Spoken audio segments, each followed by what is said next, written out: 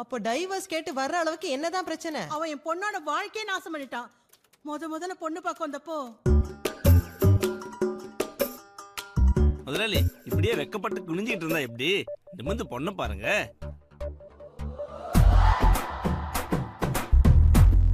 நான் வெக்கப்பட்டு குனிலடா, வந்த உடனே பேக்கெட்ல இந்த 10 ரூபா கீழே விழுந்துருச்சு.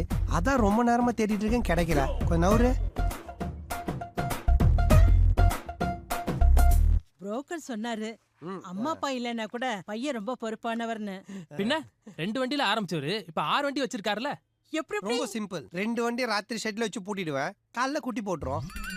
பின்ன என்னம்மா, என்னுடைய கடின உழைப்பு. ஓ, நிறைய ரெகுலர் கஸ்டமர் இருப்பாங்க போல இருக்கே. சேச்சே, நம்ம வண்டியில ஒரு தடவை ஏறின கஸ்டமரு இன்னொரு தடவை ஏறினதா சரித்திரமே கிடையாது. ஒவ்வொரு முறையும் ஒவ்வொரு கஸ்டமரு.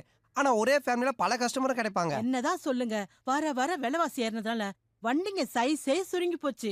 ஏன் ஹைட்டுக்கு எனக்கே தலையிடிக்குன்னா பாருங்களேன். ஆனா நம்ம வண்டியில அந்த பிரச்சனை கிடையாது. நீங்க காலை நீட்டி நல்லா தாராளமா படுத்துக்கலாம். என்னதான் வசதி இருந்தாலும் குறை சொல்றதுக்குன்னு சில பேர் இருப்பாங்களே. அதெல்லாம் மத்த வண்டியில. நம்ம வண்டியில ஏறினதுக்கு அப்புறம் வாயே திறக்க மாட்டாங்க. அதுக்கப்புறம் தான் பேச்சு மூச்சே இருக்காதே. நீங்க சொல்றத பார்த்தா அவர் எதுவும் தப்பா பேசின மாதிரி தெரியலையே. இவ்வளவு நேரம் வந்தால் வண்டி வண்டின்னு சொன்னது டிராவல்ஸ் காரோ கால் டாக்ஸியோ இல்ல. பாத்து மெதுவா திரும்ப. டேய் ஆப்பிரிக்கா, சொல்லுங்க முதலாளி. வா. அடையாறுல போய் பாடி ஏத்திட்டு பெசங்களை திரும்பி இறக்கிடு. 4:30 மணி பவர் கட் ஆயிடும், அதுக்குள்ள முடிச்சிடு. டேய் சைனா, இங்க வா. நேத்து சில்லுன்னு கிட்ட 4 பீர் வாங்கி ஐஸ் பாக்ஸ்ல வச்சேன். அந்த பாக்ஸ் கொடுத்து அனுப்பிச்சிட்டு இருக்கானுங்க. போனத்துக்கு கீழே இருக்கும், 10 ரூபாய் எடுத்துட்டு வந்துரு. எவனா சாப்பிட்டு வந்தது குடிச்சிட போறா. போ சீக்கிரம் போ. சரிம்மா, அதுவும் ஒரு தொழில் தானே. சம்பாதிக்கிறதோட சேர்த்து சர்வீஸும் பண்றாருன்னு நினைச்சுக்க. சலூன் கடைக்காரங்க கூட தான் கத்திய வச்சு சம்பாதிக்கிறாங்க. அதுக்குன்னு அந்த கத்தியில காய்கறி வெட்டுறாங்க. எதுக்கு யூஸ் பண்றதுன்னு இல்ல. இது உங்களுக்கு அநியாயமே தெரியல. தலை பிரசவத்துக்கு போற பொண்ணை இப்படி பொண்ண வண்டியில ஏத்துறீங்களா? ஆம்புலன்ஸ் போன் பண்ண வேண்டியதானே. அவனுக்கு ஓட்டுல போற வழியில குழந்தை பிறந்துடும். என் பொண்டாட்டி வண்டியில 10 ரூபாய் கொண்டு போறேன். நீங்க நவுருங்க. குலுங்கல்ல ஆஸ்பத்திரி கூட போகாம வண்டியிலே பிரசவம் ஆயிடுச்சு. அதுக்கப்புறம் என் பொண்ணு ஸ்கூல்ல அவளை எல்லாரும் பொன வண்டியில பிறந்த பொண்ணுன்னு கிண்டல் பண்ண ஆரம்பிச்சிட்டாங்க.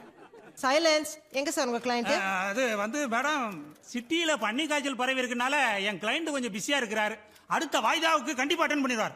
இப்படியே ஏதாவது சொல்லி 6 வாய்தாவுக்கு வரல. உங்க கிளையண்ட்டுக்கு ஸ்பீக்கர் ஆன் பண்ணி போன் பண்ணுங்க.